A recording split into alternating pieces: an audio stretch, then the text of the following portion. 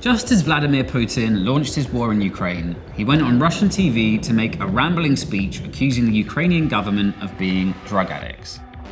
К военнослужащим вооруженных сил Украины. Берите власть в свои руки, чем с этой шайкой наркоманов и неонацистов, которая засела в Киеве. This was a bit off the wall, even for Putin. The Ukrainian political class has been accused of many things, but regularly getting high isn't usually one of them.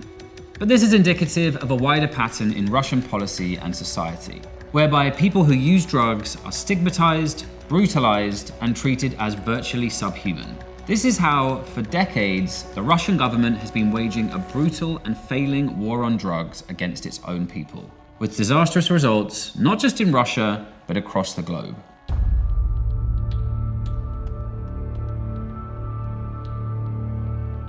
Russia has some of the harshest drug enforcement in the world. 63% of inmates in Russian prisons are there for drug offences. Police regularly beat and torture users, and vigilante groups who target addicts and dealers with the most extreme violence are tolerated or even encouraged. Several brutal incidents of this state-sanctioned violence have been filmed and gone viral over the past few years. Пожалуйста, наркобарыга. Мы встречаемся с вами. И лечим, наркоманы тоже вылечим. Наркоманы, приезжайте. That was a suspected dealer and is thought to have been beaten to death. No trial, no appeal, just a war on drugs death squad. Russian drug policy is one of the harshest drug policies in the world. The idea was, okay, if you stop drugs, you're welcome back to the society, but if you don't stop using drugs, you are going to get HIV, you are not going to get any harm reduction, you are going to get to prison, contract tuberculosis, and die soon. They are ready to eradicate several millions of their own people. Medications like methadone and buprenorphine, which are internationally recognized as the gold standard of opioid addiction treatment and classified as essential medicines by the World Health Organization, are completely banned in Russia. Instead, users are simply forced to go cold turkey. The centre, one of its kind in Russia, forces addicts to go cold turkey. For 1 month, these young women will be locked in their rooms or get sent to bizarre Christian rehab centres. Alexei is the pastor of an independent church that reforms heroin and Krokodil addicts. Задача дьявола — уничтожение людей. И не важно, чем он уничтожает людей, атеизмом или наркотиками. In Russia, there's almost zero official provision of even the most basic harm reduction measures, like needle exchange programs. Even other countries with harsh enforcement regimes, like China or Iran, practice some forms of harm reduction. Russia is almost completely unique in its total ban of these life-saving approaches. One of the key questions in all of this is simply, do these harsh measures actually work? And the answer to that question is very clearly no, they do not. Russia has an estimated 1.8 million injecting drug users, one of the highest in the world. A further 7.5 million people regularly use illicit drugs, about 6% of the entire population, which shows there are plenty of people who aren't exactly being scared sober.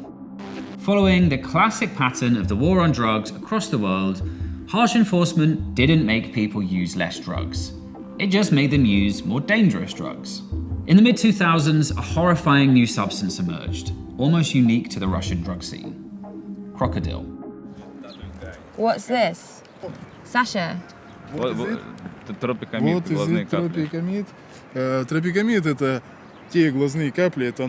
Sasha explained that the eye drops were one of the main ingredients of a new drug called Krokodil, a kind of moonshine heroin. Krokodil is so called because it turns the user's skin scaly and eats them from the inside out. Krokodil is genuinely horrific. It's made from a concoction of easily available ingredients, it's cheaper than heroin, and from around 2010, it tore through the Russian drug-using community. This is Sergey. We met him begging outside on the street, and he said most of the people he knew had been affected by heroin and Krokodil. Later that night, Sergey took us on a tour of local pharmacies to show us how easy it is to pick up the ingredients for Krokodil. Кофетин, муравьиный спирт, тропикамид. Добавляешь бензин, начинаешь готовить. выпариваешь, отжариваешь. Потом выбирают все вот это в шприц и колятся. And as if thousands of people injecting themselves with homemade toxic sludge isn't bad enough, the wider effects of Russian drug policy only get worse. Harm reduction programs in Russia are not strictly prohibited. However, the uncertainty of criminal and administrative laws put them into the gray area, which prevents the regional governments from funding them. HIV, hepatitis, and other diseases have spread to the point that 1 in 3 injecting drug users in Russia are HIV positive. As tragic and brutal as their government's attitudes are for the Russian people themselves, these policies also have effects across the world. Russia has woven international drug enforcement into its foreign policy, and is very often the key country to oppose and block international reform. Russia has often been an obstacle in progressing the world towards better policies when it comes to the UN. Very often those concerns have nothing to do with science, have nothing to do with human rights standards. So why have Russian authorities adopted such extreme approaches?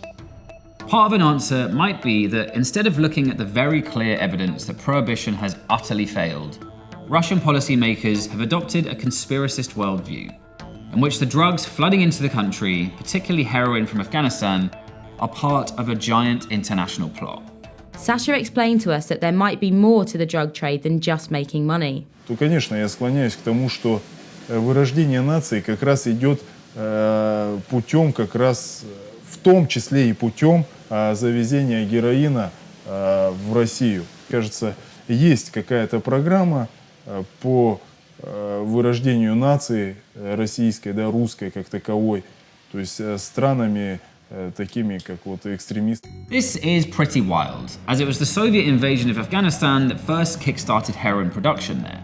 But also, the newest wave of drugs surging in popularity in Russia aren't opioids from Afghanistan at all, but new synthetic drugs largely cooked up in labs in China. The main drug of choice in Russia now is the group of catechins like alpha-PVP, for example. The widespread phenomenon now is the internet-based illicit drug market. Police cannot do much because much of it is concealed, it's in dark web. The only reaction from police now is basically casing drug users. But many observers have suggested there may be another reason why Russian elites are so keen to keep fighting the war on drugs: that they profit from it. The links between aspects of organized crime, corruption, and the Russian political class are well known. And while this is, of course, murky territory, there have been several serious allegations that politicians, diplomats, and law enforcement officers are themselves involved in high-level trafficking.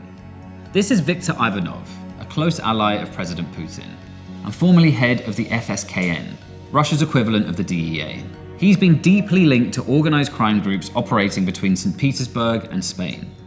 In 2010, Spanish authorities accused the Putin regime of operating a virtual mafia state. In 2016, the FSKN itself was entirely disbanded in a sea of corruption allegations. Meanwhile, everyone from cops on the street to Russian ambassadors have been accused of profiting from the drugs trade. There was a case where the Russian embassy in Argentina was engaged in trafficking more than 400 kilos of cocaine. Even the aircraft of the State Security Council of the Russian Federation was engaged into this special operation to take that cocaine back to Russia. Russia is a case study in how the war on drugs fails to decrease problematic drug use or keep people safe, but massively increases crime, misery, and corruption. The war on drugs has always really been a war on people. And for the Russian people, the tragedy is that their government has declared war on them in the most vicious, brutal, and needless ways. We'd like to congratulate drugs for winning the war on drugs.